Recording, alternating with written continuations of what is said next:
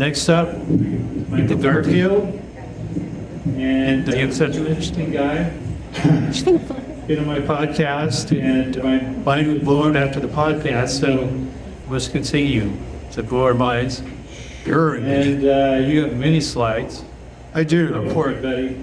All right, let me set the timer and Alexander ignored it. I'm trying to get this under 10 minutes, but you'll do it around not having to. Be clear about that. Okay.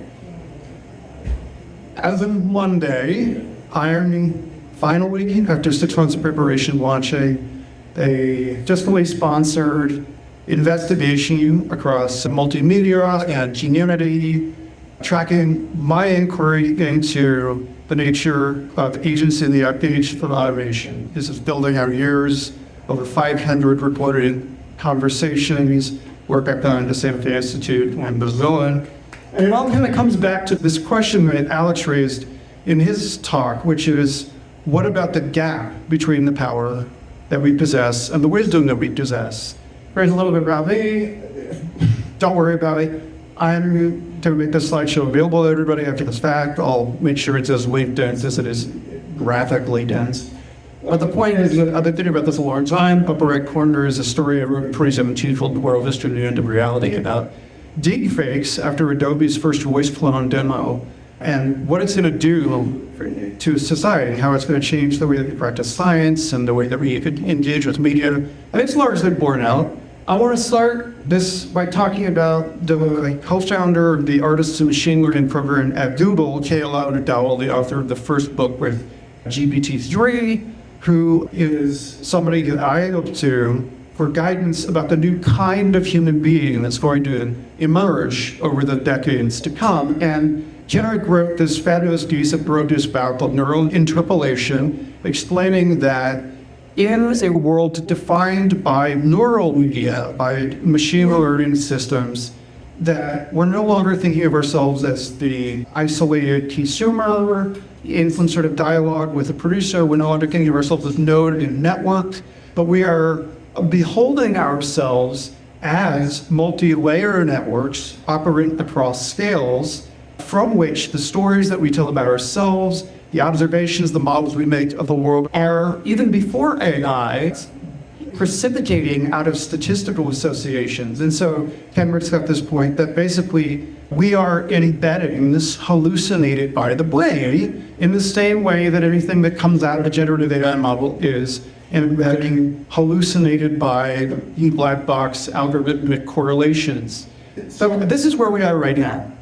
On the upper left, you've got the Wood Wide Web, mycorrhizal affiliations between plant and fungi under the soil in a forest. On the upper right, you have a several years old map of the World Wide Web. And then John Malone had got a brain, placebo functional connectivity between regions of the brain on the left, psilocybin-induced functional connectivity on the right. What do you notice here?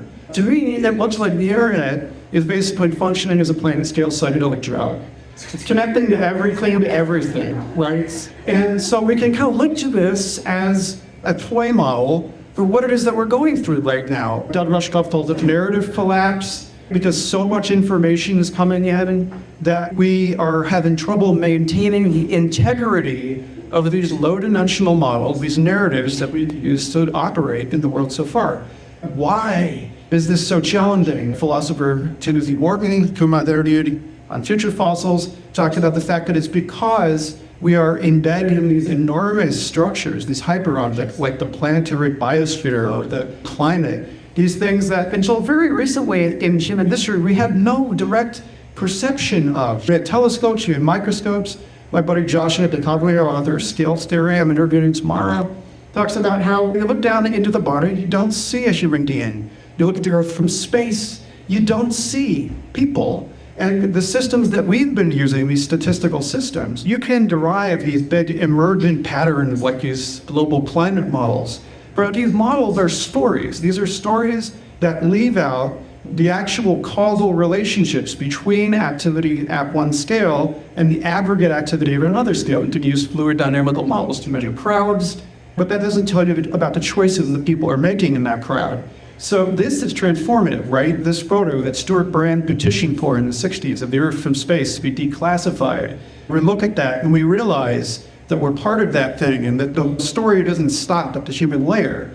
But the problem is, Joshua DiPaglio notes, that these sort of challenges to the scientific representation of data and our ability to actually understand that data lead to some limitations in any given methodology. We ended, in some sense, the age of reductionist science back in the 70s. Thanks to computing, now we think of emergent properties and complex systems. Conway's game of life introduced and popularized cellular automata, and that gives a very simple rule that one scale can lead to these macro scale patterns, and that's very awesome. And it really turned people on to playing with the code in reality. That code now shows up in a number of different ways. Will Light's fabulous, hugely influential game SimCity, this is the Super Nintendo version I played as a kid, is especially of note because it combined top-down laws with bottom-up emerging behaviors and presented its players with multiple different possible representations through which they could see the city not as one dominant narrative, but as rotating the jewel, as it were, in hyperspace and seeing it from all these different angles. Another instance where we saw a really bold visionary experiment from people who live here in town, Biosphere 2 by the Institute of Technics, hugely misunderstood, incredibly important historical experiment to try and run effectively an agent-based analogical simulation of the entire biosphere inside one building. The global media treated it like it was a game show, like win or lose. But no, it was a simulation of the planet running in real time. There's no way to fail an experiment like this. Anyway, so in his history of computing and simulation, Han Gingold, who won to his will write on Spore and just published this fabulous book, Building SimCity, through MIT Press. I've interviewed him for this project.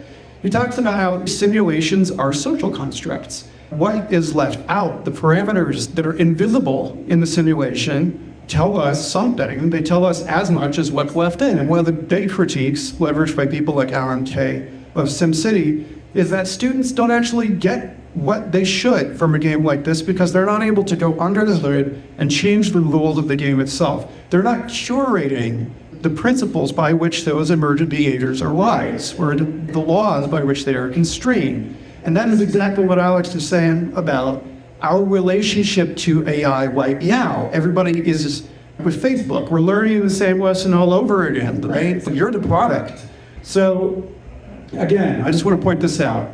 Who are you anyway, right? Are you the entity disclosed by an fMRI or an X-ray or a PET scan? These are three very different ways of looking at a brain, which currently we kind of consider it a seat of our identity in the body, but not really, because for about a century we've known through extended cognition and cybernetics that really identity and cognitive activity is distributed in its environment. And so what is this for? What is it useful for is the question that we should be asking about all of these different models. So, okay, here we are, the Janists, Anakantivada, right? The blind men feeling the elephant. This is the deeply pluralistic world that people are coming to grips with right now. It's showing up everywhere in our media. I mean, it started with quantum physics and cubism, but now it's in Rick and Morty, it's in Loki, it's in Everything Everywhere All at Once. This is the experience of being online amidst an eruption of narratives that are competing for our attention. How do we decide what to pay attention to? How do we know who's right? My friend Stephanie Lepp is working on a fabulous series based on our shared basis in integral philosophy called Faces of X, where she's pitting actors against themselves to represent liberal and conservative positions in political debates. It's incredibly amusing. I really suggest you watch it. But she's taking it upon herself to curate all of these positions and to derive the synthesis herself, which is exhausting, which is why I want to get us back to this question of what the hell computers are even good for. 1968, hugely influential paper, The Computer as Communication Device. J.C.R. Littlewater, Bob Taylor, foundational figures in the history field, wrote this piece saying that basically the promise of computing was not to scale the ability of people to communicate over distance per se, but the ability to make the models inside one person's head legible to everybody else, that we can translate between the way that my brain makes sense of the world and the way that your brain makes sense of the world. And they acknowledge that we're part of the problem is communication style is that it destroys conversation. But we start out here having this back and forth, but now everybody is this guy down here getting filibustered by the web. So they realized computers were going to help us filter this information and screen out the things that we didn't want. But again, we're not really in the position to do this well. We are currently experiencing a poverty of attention. How do you participate in politics in this way? How do you even behave as a citizen? My friend Jamie Joyce and her people at the Society Library are working on AI-assisted debate mapping, bottom-up debate mapping tools, and top-down generative debate modeling AI. One of the most promising instances I've seen in the field is how to actually apply this stuff in a way that weaves us back together into real discourse. So I started thinking about this, and I've always kind of had my eye on this, and this year I was lucky enough to have a friend of mine and a listener of Future Fossils podcast create a retrieval augmented, in that it cites its sources, a topic model based on every episode to date of my show, AskFutureFossils.com. You've got each episode, you can see how the themes, the emotional valence, the epistemological framework, where we're located in time, they change over the course of the episode, or you can look at the episode from above. And so again, it's this emphasis on multiple representations and the ability to get our hands on and to make legible to us this extraordinary subset of data. So now I'm working on this thing. These are the hundreds of people I have or am planning to interview to this project. And it's about how do we make values legible to one another, our own values legible to ourselves? How do we make wisdom legible? We've got all of these different communities, like people here have said, they know things and don't know how to communicate them. And we need that now because things are bonkers, right? So my interest in the most promising developments of AI that I'm observing now are about how do we render the wisdom of your particular life, your particular environment, but as a scalable map, not as this fixed thing like a paper map, but something that you can go in and out of. And you can see at multiple different levels of representation and through multiple different methodologies how people will start training their own models in the way that Montaigne popularized the essay several hundred years ago. And it will become an equally important and momentous new cultural technology for personal reflection, not just at the level of the liberal modern ego, but at the level of every possible version of the individual from the microscopic to beyond. One of the most interesting people I've seen doing this at MIT, Panoramic Torn, his thesis, network psychology, he talks about using wearable wisdom. And actually, I found this after I'd already decided that I wanted to take all of this train my own model and then use the best version of me and everyone else in my social network as a kind of angel on my shoulder. But people are already working on this, and hell yes, let 100 flowers bloom. My friend Ada Paris, however, in London makes a very good point here, which is that we have a really bad history, again, of faulty, myopic, biased curation. And if we're not allowing indigenous voices and the wisdom encoded in their communities over thousands of years to participate in this process, then what are we even doing? We're not leveraging these technologies as well as we could. My friends at the Regen Network are asking us similar questions about how we can make what the land stewards of indigenous communities consider valuable to the stewardship of their land legible to global finance, so they can make more money taking care of the planet than they can surrendering to global extractive forces. And my buddy Austin Wade Smith, who works at Regen, is asking the same question about the more than human world. Like, how do we listen to the land? How do we give entire ecosystems economic and political agency and hire people to take care of them? We had a great conversation about that. Thank you for letting it go on long. Basically, the point is that where we place our attentions on moral acts, we're having a harder time knowing how to do that, knowing how to tell stories right now, because everything is going through this enormous space transition. But there's hope. I'd love to talk with you about it. I'd love to work with you if you feel like You need somebody to help you see things differently. And that's where all this stuff is. So, yeah, thank you, Jer.